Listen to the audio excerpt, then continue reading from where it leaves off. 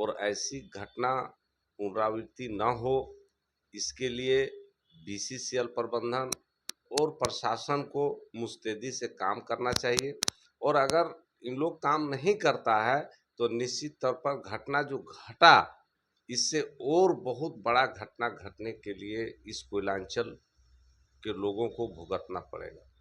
एक SIT team गठित नहीं हुआ है। अगर एसआईटी टीम अगर गठित हुआ है तो कागजी कलम पर हुआ है, ऐसे कहीं पर नहीं हो। तो प्रशासन जिस दिन चाले एक पत्ता नहीं हिल सकता है साहब, क्या बात करते हैं। जिस दिन प्रशासन चाले एक पत्ता नहीं, चोर का क्या कुबत है कि वो चोरी कर ले बिना प्रशासन के सहयोग से, ऐसा हो ही नहीं सकता।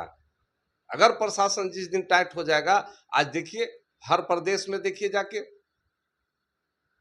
बगल के ही प्रदेश में आप बिहार में जाके देख लीजिए, यूपी में देख लीजिए, जितना दबंग रंगबाज था सब कहाँ घुस गया पता नहीं चलता।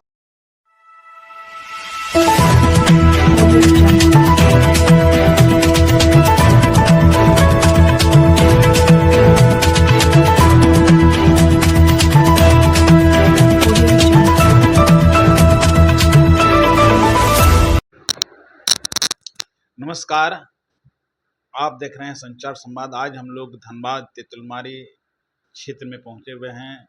शहीद शक्तिनाथ महतो स्मारक समिति के कार्यालय में पहुंचे हुए हैं और हम लोग आज जानना चाहेंगे कि निश्चित तौर पर धनबाद जिले में आए दिन जो है भूस्खलन की घटनाएं घट रही है और कहीं ना कहीं लोग जमींदोज हो रहे हैं और कहीं ना कहीं यह घटना रुकने का नाम नहीं ले रही है। यह पिछले लगभग एक हफ्ता पहले अभी केंदुआडी क्षेत्र में जो है रोड का जो है NH-32 जो है वह उसका जो है 5 फीट धंस गया और उसमें जनप्रतिनिधि जो है सांसद विधायक का संज्ञान जो भी आया और यहाँ तक कि आप धरना प्रदर्शन भी कर रहे हैं। इनका कौन दोषी है और इनका जो है निराकरण क्या होगा, इस पर हम लोग आज बात करने पहुंचे हुए हैं। निश्चित तौर पर शहीद शक्तिनाथ महतो स्मारक समिति के सचिव शिव प्रसाद महतो जी नमस्कार। संचार कौन दोषी है? देखिए, सबसे पहले तो आपके चैनल को बहुत बहुत धन्यवाद।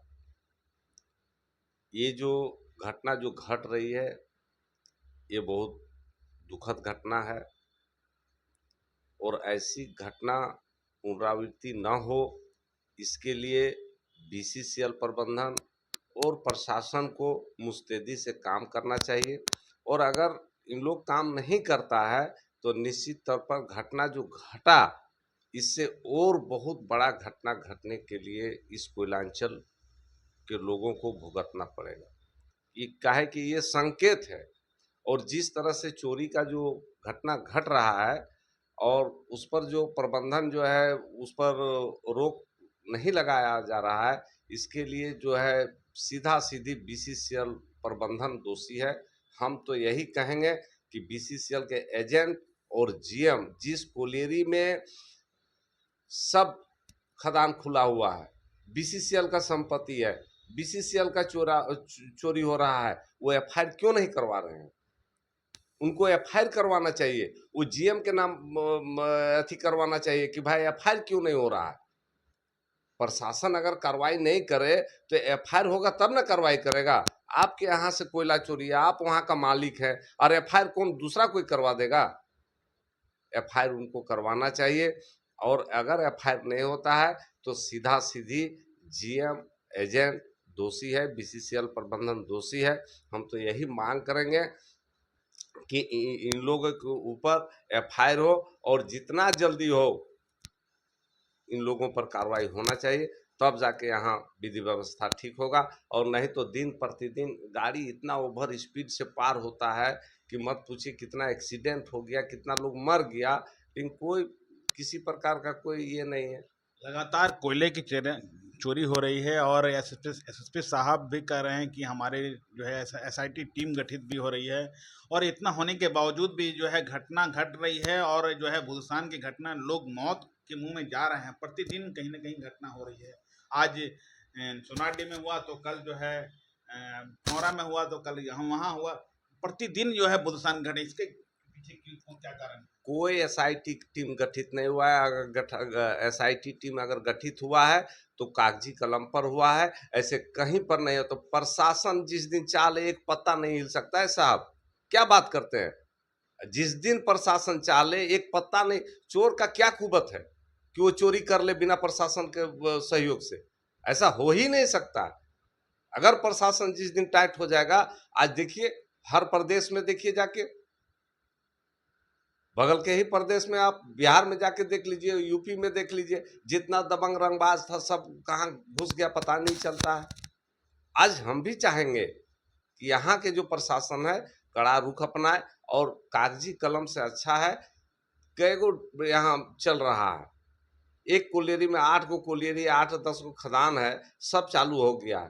प्रशासन चाह लेगा तो चोर इतना इसका औकात हो गया है चोर का कि वो खदान चालू कर देगा, उसका औकात नहीं है। लेकिन प्रशासन चाहता ही नहीं है, जीएम एजेंट चाहता ही नहीं है। पैसा मिल रहा है, पैसा का नंगा नाच हो रहा है। इसमें दोषी कोई नहीं है, दोषी जीएम और एजेंट है और जिला प्रशासन है। आज जो जैसा कि लोगों का कहना है कि जो बालू पैकिंग भराई जो है, पहले बालू पैकिंग होता था और उसके कारण जो है कोल बोर्ड बना था, और कोल बोर्ड में का काम था कि जो है बालू पैकिंग होगा और तब जो है ये सुरक्षित रहेगा। लेकिन जैसा कि लोगों का कहना है, आपके नज़र में क्या है सर? पहले से तो घूसखोरी चला आ रहा है, पहले भी तो इसी तरह का चला। पैकिंग हुआ नहीं, पैसा उठ गया, इसका भी तो जांच हो। पहले भी तो कि पैकिंग हुआ नहीं और पैसा उठ गया, वो पैसा कहाँ गया? आज तो बीसीसीएल में बहुत ऐसा क्षेत्र है जहां करोड़ों करोड़ों का काम हुआ, लेकिन पैसा भी उठ गया लेकिन काम ही नहीं हुआ। मतलब कहने का मतलब बालू पैकिंग भराई हो नहीं हुआ। अगर होता तो भूधसान कैसे होता है, आप ही बता दीजिए साहब। अगर पैकिंग होता तो भूधसान कैसे होता, ये बता दीजिए। आज यहाँ के रैयत मर रहा है, भूधसान हो रहा है, बीसीसीएल प्रबंधन उसको कहीं जगह शिफ्टिंग नहीं कर पा रहा है। इतना इतना जगह है, ले लिया है, जगह इतना ले लिया है और उसको मुआवजा कंपनसेशन देने में आनाकानी कर रहा है। क्यों भाई, यहाँ के लोगों के साथ इस तरह बेईमानी क्यों?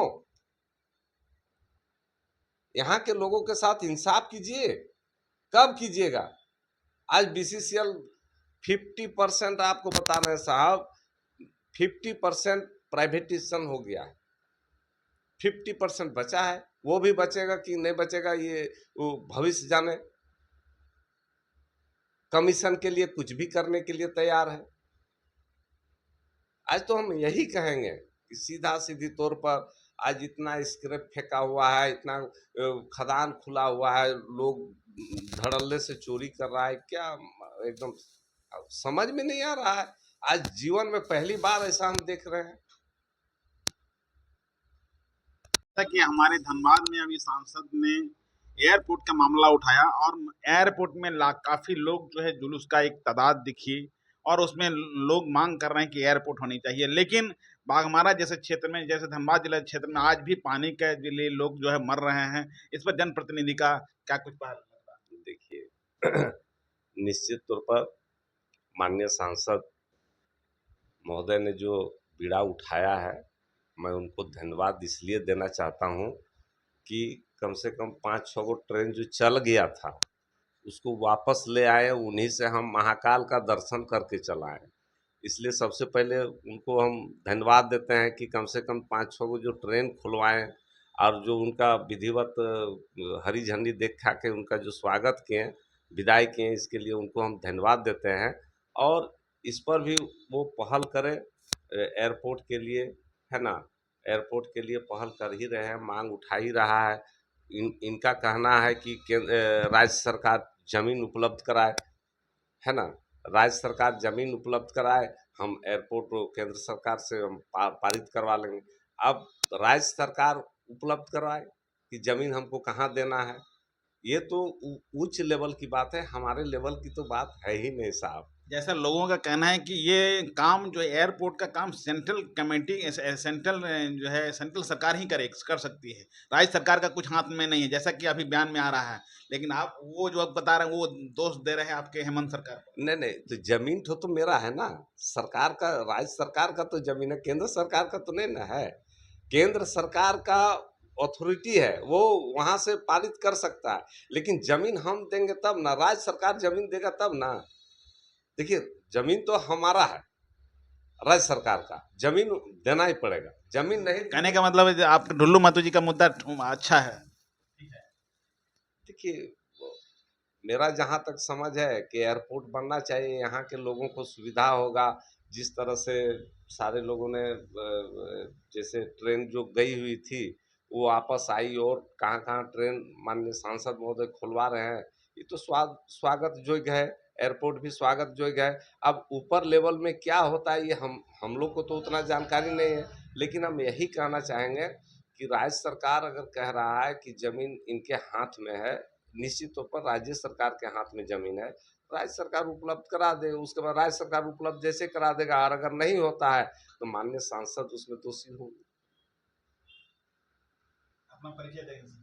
शिव प्रसाद महतो, झारखंड मुक्ति मोर्चा, पूर्व जिला अध्यक्ष, किसान मोर्चा।